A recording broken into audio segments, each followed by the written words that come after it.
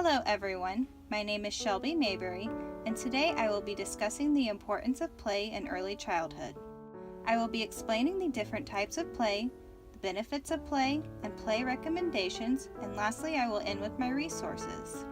We all know kids of all ages love to play. Play can either take place by themselves or with others, but what we may not know is about the importance of play in early childhood. Play in early childhood is vital in order for children to fully develop.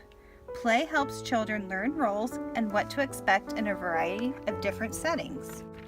As kids age, play teaches children how to properly act in society.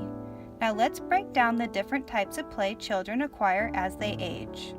An occupied play starts at a young age, typically from birth to 3 months. Kids will move around with no clear purpose. This is the very beginning stage of play in early childhood. Solitary play begins around 3 months and continues until the child reaches toddler years. Children are busy playing on their own and will most likely not notice other children around them. They are busy rattling and grabbing objects around them.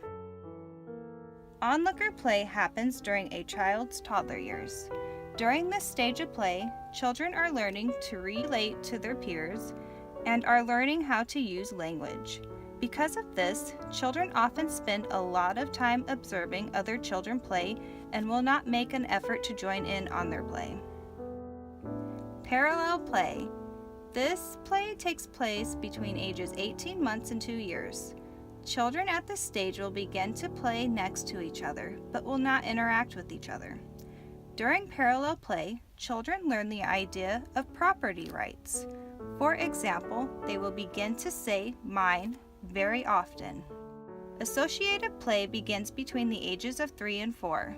When children enter this stage, they become much more interested in playing with other kids than their own toys.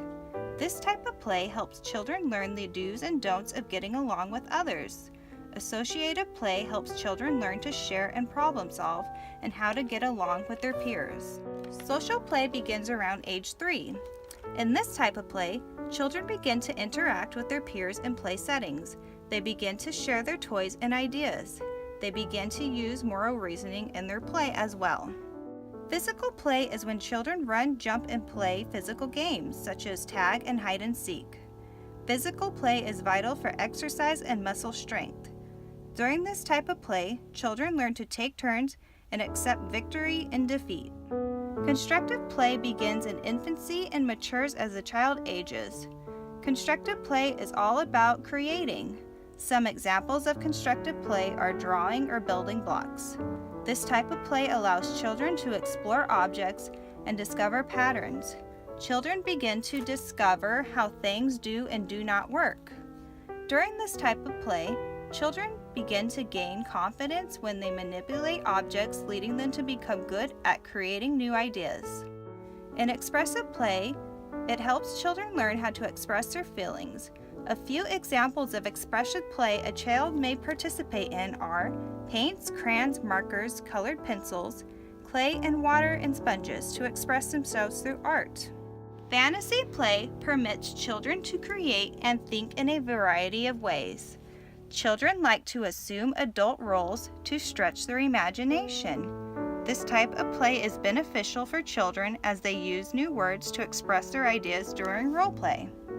Cooperative play begins in the late preschool age and is usually organized via group play. Typically, there is one leader of the group and they begin to play games with rules. A few examples that children may participate in at this stage are Simon Says and Follow the Leader. These types of games teach young children that there are rules that must be followed in life. There are an increasing amount of benefits from each type of play that young children partake in. Some examples of these benefits are that they learn to solve problems, gain new knowledge, strengthen their language skills, develop their imaginations and creativity, and they learn to be in a group and how to properly socialize with others. These benefits are just some of the reasons why play is important for children. Children's play behaviors are based on cultural norms and family values. For example, some cultures emphasize on individualism, while others engage in more parent-directed play.